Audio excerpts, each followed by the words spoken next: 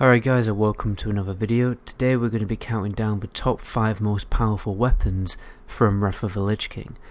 Now bear in mind, I'm evaluating these weapons based on when they were available in the game and also the difficulty involved in obtaining them, since a few of these weapons are very easy to obtain, yet they are so incredibly powerful and last you a long time during your time raiding. If you guys end up liking this video and you want to see more content like this, be sure to subscribe because that really helps out. But anyway, let's jump into the video. So the first weapon on this list is the Titan Steel Destroyer, which is a craftable two-handed mace that most melee DPS will try and obtain as soon as possible. The cost can be quite heavy because it requires 8 Titan Steel bars, which each individually require 1 Eternal Fire, Earth and Shadow, which are normally quite expensive. You will also need an alchemist to transmute the 3 titanium bars for each Titan Steel bar. But the reason why it's definitely worth it is because of the stats of the weapon. This weapon has the highest strength stat out of any weapon or any piece of gear in the first raid tier of the expansion. It has a total of 124 strength, which is a huge DPS boost for anybody jumping into their first raid. Even 25-man loot like Galorenzo doesn't have as much strength, but obviously weapons like Armageddon and Betrayal of Humanity are ultimately better for their base weapon damage. But it's weird how you have to wait until you get into 25-man Ulduar hard mode before you get weapons with a higher base strength stat. The reason why the strength is so high is because it sacrifices a secondary stat since it only has hit chance on it, but nonetheless it will take you a while to replace this weapon, especially as that hit chance is also really nice. From personal experience, I always keep this weapon for at least a month while clearing Galorenzo. It may even take you longer because you may just get unlucky with weapon drops and rolls. For number 2 we have the Blade Twister, a lethal dagger dropped by Freya in Ulduar 25-man on hard mode, which can be in fact dual wielded. The first reason why this dagger is so incredibly strong is because of the fast weapon speed of 1.4 seconds. So obviously rogues weapon speed increasing buffs like Slice and Dice and Blade Flurry, you can easily get your weapon speed below 1 second.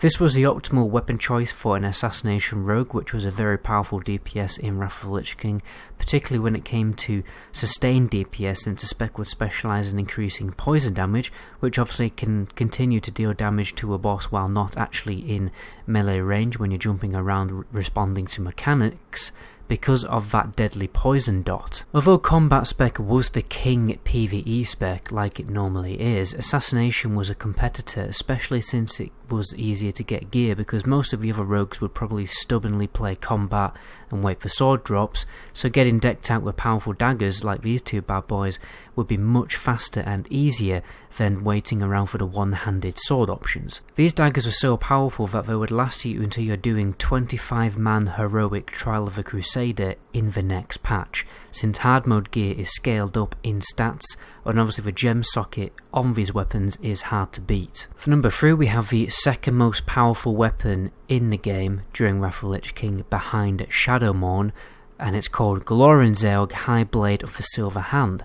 The main reason why this made warriors, death knights and ret paladins drool over this weapon and dream about it in their sleep was the 3 red sockets on the weapon. That huge red vicious gap on the tooltip which was perfect because it could be jammed with big red strength gems or armor penetration gems.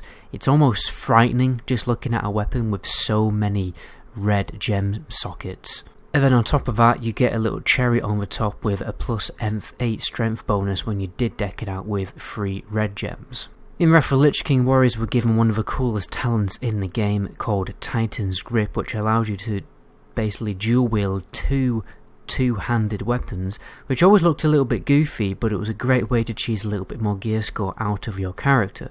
So obviously you could dual wield these weapons, which was ridiculous, and it made Fury Warrior the highest DPS in Wrath of the Lich King, well, closely competing with a Fire Mage. Anyway, you can debate that in the comments section. But anyway, what was weird is that two-handed weapons aren't unique equipped, to bear in mind that warriors can dual wield them.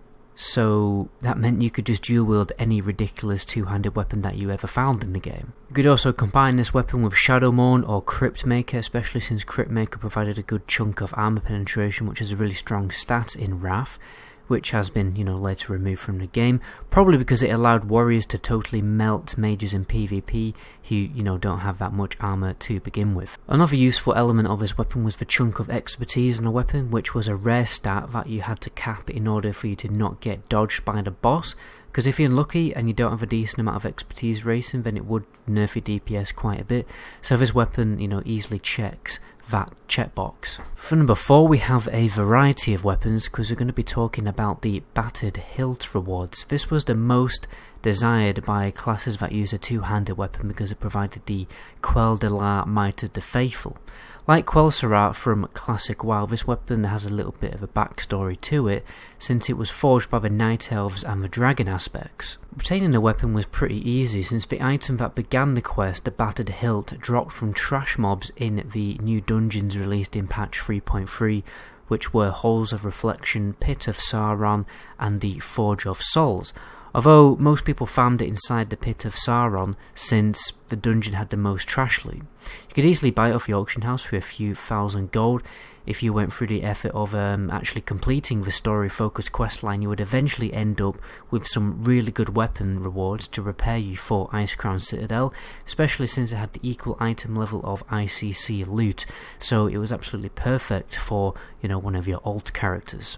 There was a Spell Power Sword, Legends of the Mind, a Rogue Sword, Cunning of the Shadows, Agility Sword, Ferocity of the Scorned, a Spell Power Mace, Hammer of Purified Flame, an Enhancement Shaman Agility Mace, the Cudgel of Furious Justice, and a fast two-handed Agility Mace, the Lightborn Spire, a good stat stick for a Feral Druid.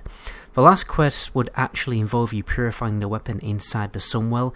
You get your own phased instance of the raid, and it's a cool RP moment where you're surrounded by the Blood Elf leaders as you purify the tainted weapon. Lastly, we have the Phezix Autocannon, or the BRK 1000. The reason why I'm mentioning both the weapons is because they are exactly the same, but with a different model. This is because the Trial of the Crusader loot has unique loot depending on your faction, and the items are essentially mirrored between Alliance and Horde, but have the exact same stats. The reason why hunters wanted this weapon more than other range weapons, particularly dwarf hunters, because of their gun ratio, was the slower speed and the cheeky gem slot, which was always uncommon on a ranged weapon. This meant that this weapon was actually better than some of the Icecrown Citadel normal mode loot, and you would have to wait until you were clearing heroic Icecrown Citadel to replace it. Another good option was Talon Strike, which was a little easier to obtain, since the only way to obtain the gun option was to do tribute runs.